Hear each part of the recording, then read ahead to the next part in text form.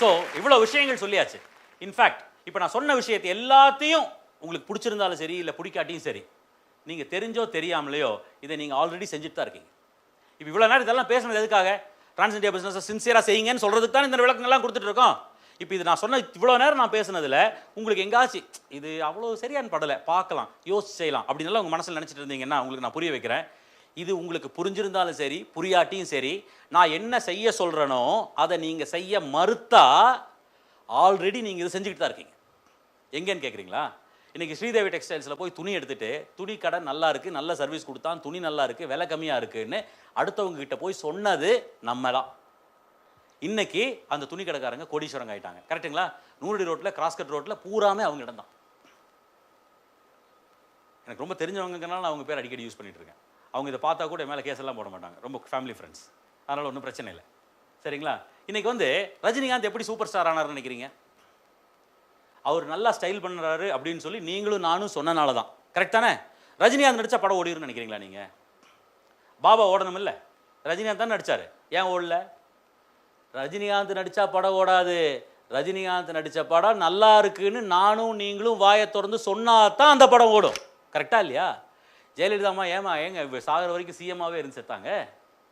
நானும் நீங்களும் அவங்களுக்கு ஓட்டு போட்டனால தான் அவங்க சிஎம்மாக இருந்து செத்தாங்க. கரெக்டுங்களா? இன்றைக்கி எத்தனையோ பேர் வர்றதுக்கு முயற்சி பண்ணுறாங்க, முடியல.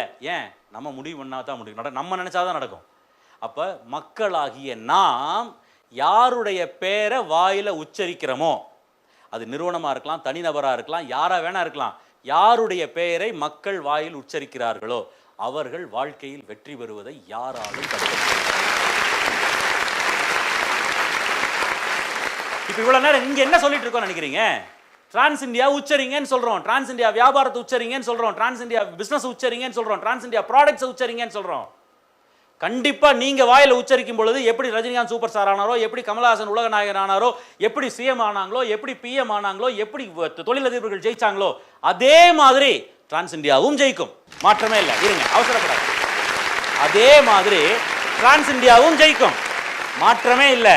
ஆனால் ஒரே ஒரு வித்தியாசம் இருக்கு. இங்கே நீங்கள் வாயில் உச்சரிக்கும் பொழுது டிரான்ஸ் இந்தியா வெற்றி பெற்றதுக்கு பின்னாடி ஒரு விஷயம் இருக்கு.